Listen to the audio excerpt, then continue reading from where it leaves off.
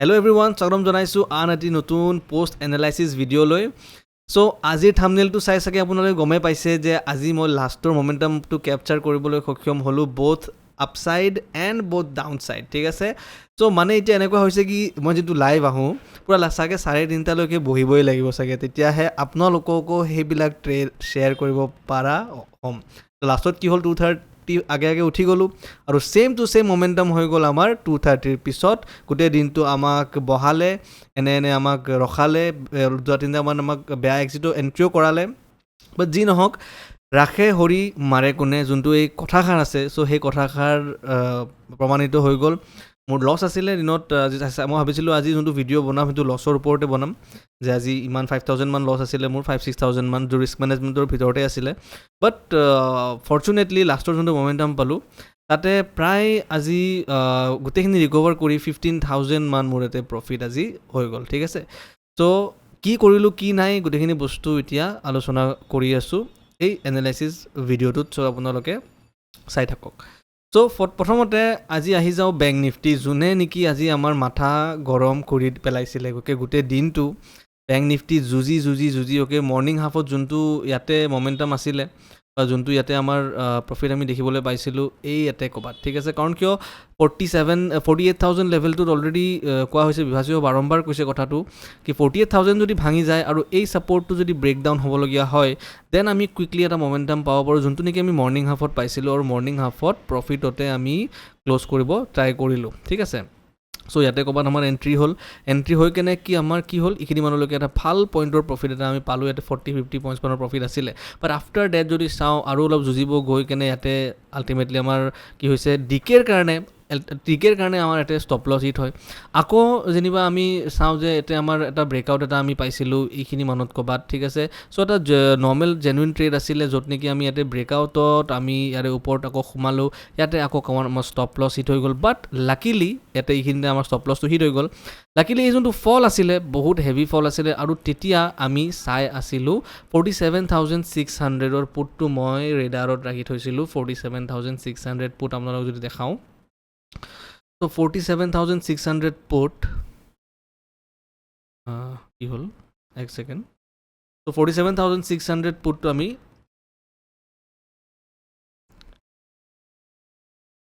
এইটো চাই আছিলোঁ, ঠিক আছে। চাওক এইটো তেতিয়া 10 টকা চলি আছিলে যেতিয়া মই নজৰ দি আছিলোঁ। Okay, so' from 10 it directly shoot up to 250। Just imagine, 10 টকাৰ বস্তু এটা 250 গৈছে। চ' ইয়াতে মোৰ গোটেই গেমটো চেঞ্জ হৈ গ'ল একচুৱেলি, ঠিক আছে। অলমষ্ট 2,834%, ইমান গোটেই লোৱা নাই মই।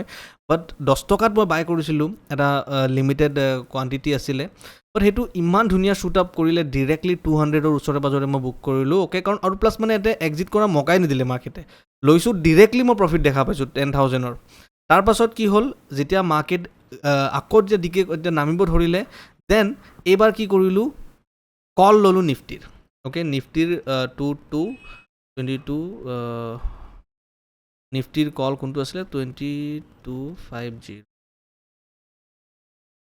এইটো নিফটিৰ কল আছিলে, যোনটো নেকি চাওক ইমান তলৰ পৰা উঠিছে ন, এইখিনি একদম বুক কৰি কি ইয়াতে ইমান ক'ৰবাত লৈ ডিৰেক্টলি 150 মানত এক্সিট কৰিলোঁ। চ' বথ আপ এণ্ড ডাউন ছাইডে লাষ্টত মমেণ্টাম কৰিলে গোটেই দিন মাৰ্কেটে আমাক বহাই কেনে। চ' এতিয়া এনেকুৱা হৈছে যে লাইভত আহিলেও চাগে গোটেই দিনটোৱে বহিব লাগিব, একদম 3:30 নাবাজালৈকে হাত ভৰি বান্ধি কেনে। ত' ঠিক আছে গাইজ, চ' আপোনালোকক দেখালোঁ ট্ৰেডটো কি আছিলে। এতিয়া অলপ লজিকৰ ফালে যাওঁ। ত' লজিকটো আজি একদম বেছিকলি আমাৰ চিম্পল আছিলে যে প্ৰথমতে যোনটো প্ৰফিট কৰিলোঁ এটাই আমি ৰখি যাব লাগিছিল, আমি মাজতে ইমান যুঁজিবই নালাগিছিলে। বাট যিহেতুকে লছ হৈ গৈছিলে কাৰণে এইবিলাক মমেণ্টাম আমি কেপচাৰ কৰিবলগীয়া হ'ল। যদি এই প্ৰফিটটোতে যদি থাকিলোহেঁতেন আমি বাকীত পিছত আমি এইবিলাকত একো নকৰিলেও হ'ল হয়, ঠিক আছে। চ' আৰু লজিক অনুচাৰি আজি আমি যোনটো অনুযায়ী যোনটো ট্ৰেড লৈছিলোঁ ইয়াৰ পাছত যোনটো আহিছিলে আফটাৰ ডেট, কিন্তু ইয়াতে একো মমেণ্টাম বনা নাছিল। হয়, এইখিনিত এটা আমাৰ বনিছিলে য'ত নেকি আমাৰ এণ্ট্ৰিও হৈ গৈছিলে। বাট আমাৰ ইয়াতে ষ্টপ লছটো জেগাটো ঠিকেই আছিলে, বাট ইয়াৰ পৰা মমেণ্টামটো আমি তেতিয়া নাপালোঁ। ইয়াতে বৰঞ্চ আমাৰ ষ্টপ লছটো হিট কৰাই কেনেহে আকৌ ওপৰত গুচি গ'ল, য'ত নেকি ইয়াতে আমি কুইক স্কেল্পিং এটা কৰিবলৈ পাৰিলোঁ চ' আজি বেংক নিফটি যদি চাওঁ অভাৰঅল মাৰ্কেটটো একো কাম নাছিলে তেনেকুৱা ফাৰ্ষ্ট হাফত যোনটো দিলে এতিয়া একো হোৱা নাই চ' কালি কি হ'ব এইটো বিভাসে অলৰেডি বুজাই দিছে আপোনালোকে চাই ল'ব ভিডিঅ'টো লিংকটো আই বাটনতো মই দি দিম ঠিক আছে নেক্সট আমি চাওঁ নিফটি 50 চ' নিফটি 50 আজি বহুত ইণ্টাৰেষ্টিং কাম কৰিলে নিফটিয়ে কি কৰিলে আজি ওভাৰঅল কিন্তু মাৰ্কেটটো নিফটিৰ ভাল আছিলে নিফটি হোল্ড কৰিছে নিজৰ পজিশ্যনটো ঠিক আছে পজিশ্যনটো হোল্ড কৰি কিনে মাৰ্কেটক ৰখাই ৰাখিলে কোনোফালে তলফালে মোমেণ্টামটো এটলিষ্ট দিয়া নাই চ' সেইটো কনফাৰ্মেশ্যন কেনেকৈ পাইছিলোঁ আমি নিফটিত এই কনফাৰ্মেশ্যনটো আমাক দিছিলে দিছ পাৰ্টিকুলাৰ ছাপৰ্টে মাৰ্কেট চাওক তলত আহিলে ইয়াৰ পৰা মাৰ্কেটে এইখিনিত কনচলিডেট কৰি ইয়াৰ পৰা তলত যাব লাগিছিল যোনটো মই লাইভত বাৰম্বাৰ কৈ আছিলোঁ বাট কি হ'ল ইয়াৰ পৰা যেতিয়া ৰিকভাৰ কৰি দিলে নহয় ৰিকভাৰ কৰি মাৰ্কেটে কি কৰিছে ইয়াতে কনচলিডেট কৰি আছিলে চ' ইট ইজ এ চাইন যে মাৰ্কেটে আমাৰ তলৰ লেভেলছবিলাকক ৰিজেকশ্যন বাৰে বাৰে দি আছে মানে আৰু প্লাছ ই হায়াৰ হাই হায়াৰ ল'